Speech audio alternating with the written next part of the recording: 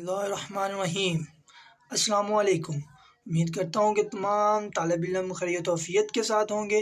आपका मेज़बान शराज अहमद। लेक्चर शुरू करने से पहले रोज़ाना की तरह एक दफ़ा सूरत फातिहा, 3 दफ़ा सूरत इखलास, अव्वल आखिर दुरूद शरीफ पढ़कर इनको बख्श देंगे जो दुनिया से अभी तक चले गए हैं। फिर अपने लेक्चर का बाकायदा आगाज़ करते हैं रोज़ाना की तरह। क्लास 7 की साइंस की बुक में पास है और उसके अंदर मैंने उसके पार्ट में जी मैंने पहले भी बात कर चुका हूँ, पार्ट ऑफ बायोलॉजी। ठीक है, हमने ह्यूमन ऑर्गन सिस्टम की बात की, ह्यूमन ऑर्गन सिस्टम के अंदर डाइजेस्टिव सिस्टम की बात की। अगर किसी को डाइजेस्टिव सिस्टम का मेरा लेक्चर नहीं अटेंड किया तो वो वहाँ से अटेंड करे, मेरे डिस्क्रिप्शन में मैंने दे दी है जी इसकी लिंक। और उसके साथ साथ मैंने माउथ, उसके डाइजेस्टिव सिस्टम पार्ट का जो हमारे पास माउथ था, हमने माउथ को डिस्कस किया। और अब माउथ के बाद हमारे पास जो दूसरा पार्ट आता है वो एसोफेगस। तो अब हम यहाँ पे एसोफेगस को डिस्कस करेंगे। तो हमारे पास एसोफेगस किस तरह से काम करती है, क्या होती है, किस तरीके से काम कर रही है और इसका हमारी ज़िंदगी में क्या रोल प्ले, वो हम बात करते हैं। चलें जी लेक्चर की तरफ चलते हैं। अब हम वापस यहाँ पे पहले डायग्राम को देख लेते हैं। जो हमारे पास डायग्राम है वो कुछ इस तरह से होती है जी। ये जो आपके पास बनी हुई है तकरीबन इस तरह से आपके पास एक एसोफेगस होती है। मैं यहाँ पे इसके ऊपर टेक्स्ट ऐड कर देता हूँ ताकि आपको अच्छी तरीके से बात नज़र आ सके। ठीक है, तो यहाँ पे ये देखें ज़रा, यहाँ पे ये वाला जो पाइप बना हुआ है ये आपके पास क्या है, एसोफेगस। ठीक है, ये वाला पाइप जो है ये आपके पास क्या है जी, एसोफेगस। तो ये आपकी जो एसोफेगस है ये आपकी ज़िंदगी के अंदर बड़ा रोल प्ले कर रही है। ये ऐसे ही समझ लीजिए, अगर आपने हाफिजाबाद जाना हो या लाहौर जाना हो या कराची जाना हो तो उसके लिए एक रास्ता चाहिए, उसको लिए एक वे चाहिए। वो जो वे है, जो वो रास्ता है, वो आपके पास अगर ना हो तो आप वहाँ तक नहीं पहुँच सकते। डैट्स वाई यहाँ पे आपके पास एक वे चाहिए खुराक को आपके स्टोमिक तक भेजने के लिए। तो यहाँ पे जो वे है, उस वे का जो नाम है वो हमारे पास क्या है जी, एसोफेगस। ठीक है, उस वे का जो नाम है वो हमारे पास क्या है, एसोफेगस। ठीक है, तो उस वे का जो नाम है वो हमारे पास एसोफेगस है। अब एसोफेगस क्या होती है, किस तरह से काम कर रही है, इसके ऊपर बात करते हैं। दूसरे बॉक्स की तरफ चलते हैं जी। डाइजेस्टिव सिस्टम, उसका हमारे पास एसोफेगस है। अब एसोफेगस क्या होती है इसके ऊपर बात करते हैं। इसकी डेफिनेशन नीचे मैंने लिखी हुई है पॉइंट के अंदर।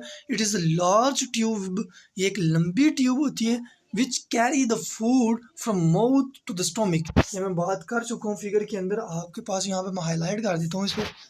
तो मैंने कहा है कि एक लंबी ट्यूब है जो आपके पास क्या करती है, आपके पास एक वे प्रोवाइड करती है। किसको, फूड को, कहाँ से कहाँ तक, आपके माउथ से लेकर आपके स्टोमिक तक आपको एक वे जो देती है।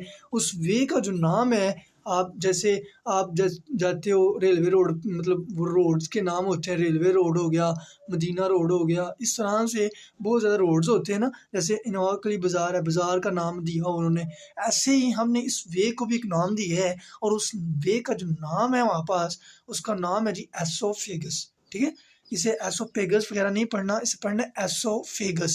ठीक है, तो यहाँ पे इसकी डेफिनेशन दी हुई है। It is a large tube which carry the food from mouth to stomach is called a esophagus. मैं ठीक है, अब नीचे जाते हैं। So the main point of the topic is here. तो यहाँ पे इसके मेन टॉपिक दिए हुए हैं। सबसे पहला जो टॉपिक है, यानी कि जो सबसे पहला पॉइंट है, वो आपके पास है जी पेरिस्टोलिक मूवमेंट। तो यहाँ पे हम पेरिस्टोलिक मूवमेंट के बारे में पढ़ेंगे। हमारे पास पेरिस्टोलिक मूवमेंट क्या है, पेरिस्टोलिस क्या है, एंटी पेरिस्टोलिस क्या है। आपकी बुक के अंदर पेरिस्टोलिक मूवमेंट का अच्छे तरीके के साथ जिक्र दिया हुआ है, मगर पेरिस्टोलिस का आपके दिया हुआ है, और मगर आपकी बुक के अंदर एंटी पेरिस्टोलिस का जिक्र नहीं दिया हुआ। तो यानी कि एंटी पेरिस्टोलिस क्या होता है, इसके ऊपर भी हम इंशाल्लाह बात करेंगे। तो बात करते हैं जो आपके पास सबसे पहला टॉपिक है, पेरिस्टोलिक मूवमेंट। नीचे जाते हैं जी, यहाँ पे आपके पास आएगा पेरिस्टोलिक मूवमेंट। उससे पहले आपको यहाँ पे एक फिगर नज़र आ रही होगी, जो एक यहाँ पे मैंने बात की है जी माउथ वाले टॉपिक के अंदर कि बोलिस क्या होता है। तो आपको पता है बोलिस क्या होता है? तो अगर आपको नहीं पता तो आप मेरा लेक्चर जो है मेरे पास, मैंने डिस्क्रिप्शन में इसका लिंक दिया हुआ है माउथ वाले लेक्चर का, तो आप वहाँ से इसका डिस्क्रिप्शन लें और वहाँ से बोलिस को स्टडी कर सकते हैं। ठीक है, तो यहाँ पे आपके पास बोलिस है और नीचे मैंने अभी आपको दिखाया जो पाइप सा बना हुआ है, जो 2 लाइन्स लगी हुई हैं, ठीक है, वो है आपके पास एसोफेगस है। अब यहाँ पे जो आपके पास ये बोलस है, ये अब उस वे से गुजर के हमारे स्टोमिक में जाएगा, यानी कि इस तरह से ये गुजरता गुजरता हमारे स्टोमिक में जाएगा।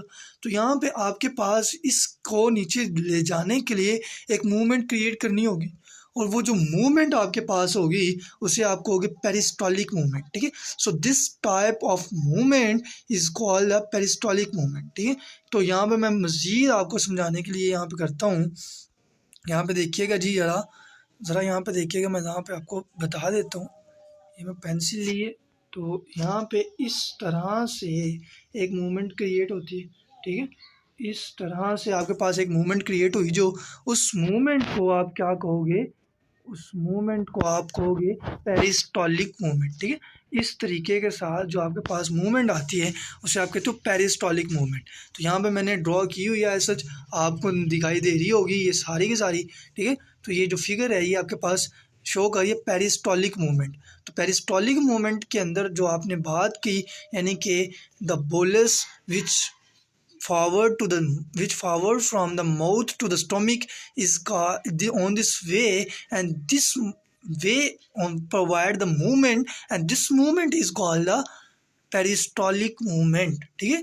ये आपको मैंने बताया है, यहाँ से ऊपर से बोलिस का मुंह से एसोफेगस से गुजर कर हमारे स्टोमिक में जाना, जिस वे से जाना और जिस मूवमेंट जो मूवमेंट क्रिएट करनी, उस मूवमेंट को आप क्या कहते हो, पेरिस्टॉलिक मूवमेंट। और नीचे मैंने पहले भी आपको वो नाउन वाला और वर्ब वाला कॉन्सेप्ट बताया हुआ है, यानी कि कोई भी नाम वो नाउन है, जैसे मेरा नाम शिराज अहमद है, ये एक नाउन है, ठीक है। तो कोई काम कोई भी वो आपके पास इसम जो वर्ब होते हैं, ठीक है, फेल। तो यहाँ पे मैंने कहा है so this type of movement is called peristaltic movement. तो जो पेरिस्टॉलिक मूवमेंट है ये आपके पास एक नाम है, नाउन है। और दूसरे नंबर पे यहाँ पे लिखा हुआ है, यहाँ पे ये मैं हाईलाइट कर देता हूँ, जो मैं पहले बोल रहा हूँ वो यहाँ से मैं हाईलाइट कर देता हूँ आपको नीचे तक। ये मैंने हाईलाइट कर दिया जी आपके पास। अब यहाँ पे जो पेरिस्टॉलिक मूवमेंट एक नाउन है, यानी कि इसम है, और दूसरे नंबर पे so this process is called a peristalsis. तो जो आपके पास ये प्रोसेस है, यानी कि ये सारे का सारा प्रोसीजर, यहाँ से बोलिस का नीचे आना, ठीक है, मुंह से बोलिस का एसोफेगस में, एसोफेगस के स्टोमिक में जाना, ये सारा क्या है आपके पास पेरिस्टॉलिस। ये प्रोसेस पेरिस्टॉलिस कहलाता है। और ये जो आपके पास पेरिस्टॉलिक मूवमेंट है, ठीक है, ये जो मूवमेंट है ये पेरिस्टॉलिक मूवमेंट कहलाती है। अब यहाँ पे आपकी बुक के ऊपर एक क्वेश्चन दिया हुआ है, वो मैं क्वेश्चन नहीं लिखा, मैंने डायरेक्ट आंसर लिखा हुआ है, मगर मैं क्वेश्चन को डिस्कस कर देता हूँ। आपके पास क्वेश्चन क्या है, वो क्वेश्चन ये है कि अगर आप खुराक खाते हो, फूड खाते हो, ईट करते हो, उसे फूड को ईट करने के बाद आप उसे हज़म करते हो, एसोफेगस से वो स्टोमिक में जाती है, मगर आप खाने के फ़ौरन बाद उसे अपना अप साइड डाउन कर देते हो, यानी कि अपनी टांगें ऊपर और सिर नीचे कर देते हो, तो फिर वो खुराक का क्या होगा, क्या खुराक वापस आएगी, क्या नहीं आएगी। तो यहाँ पे लिखा हुआ है when our up side downs, यहाँ पे कर देता हूँ, when our up side downs, ठीक है, when our up side downs our food is come back. अब जब हम अपनी खुराक खाने के बाद फ़ौरन से अपनी टांगें ऊपर, अपना जो होता है, अपना हमारा मुंह वो नीचे कर देते हैं, तो क्या होता है, अब वो हमारी जो फूड होती है वो कम बैक हो जाती है। कहाँ से, स्टोमिक से। स्टोमिक से कहाँ पे आती है, हमारे मुंह में। तो यहाँ पे ये क्यों होता है, एक्चुअली ये ज़्यादातर अप्लाई उस वक्त होता है जब आप क्या करते हो, पानी पीते हो, ठीक है, कोई लिक्विड चीज़ पीते हो और इस तरह का प्रोसेस करते हो, आप साइड डाउन कर देते हो, देन ये प्रोसेस होता है। अदरवाइज़ जो आपके पास खुराक होती है, फूड होती है, उसके अंदर ये प्रोसेस इतना ज़्यादा अवेलेबल नहीं होता, ठीक है। तो यहाँ पे मैंने बात की when our up side downs then our food is come back. कहाँ से, फ्रॉम स्टोमिक। क्यों, due to the gravity of the earth. अगर आपसे को पूछता है आप, ग्रेविटी का जो कॉन्सेप्ट है, ग्रेविटी क्या होता है, कशिसिकल, यानी कि ज़मीन का हमें अपनी तरफ खींचना, ये ग्रेविटी कहलाता है। आप इंशाल्लाह ये ग्रेविटी का क्या मामलात है, न्यूटन ने कैसे ईजाद की, या आप इंशाल्लाह आप 9th क्लास के अंदर जाके अच्छे तरीके के साथ पढ़ोगे, ठीक है। तो यहाँ पे आपके लिए इतना ही काफ़ी है, क्योंकि जो फूड है वो कम बैक होती है स्टोमिक से, कहाँ पर, due to the gravity. But this process occur only when we eat, जब हम खाते हैं। ये प्रोसेस उस वक्त होता है जब हम खाते हैं, ठीक है, खुराक को, और फ़ौरन से, यानी कि सडनली डू अपसाइड डाउन, और फ़ौरन से अपनी ऊपर वाली साइड नीचे कर देते हैं, तो ये वाला प्रोसेस होता है। और इस प्रोसेस को आप नाम देते हो एंटी पेरिस्टोलिस। तो मैंने यहाँ पे आपके बात पहले ही कही थी कि हमने 3 पॉइंट डिस्कस करने हैं।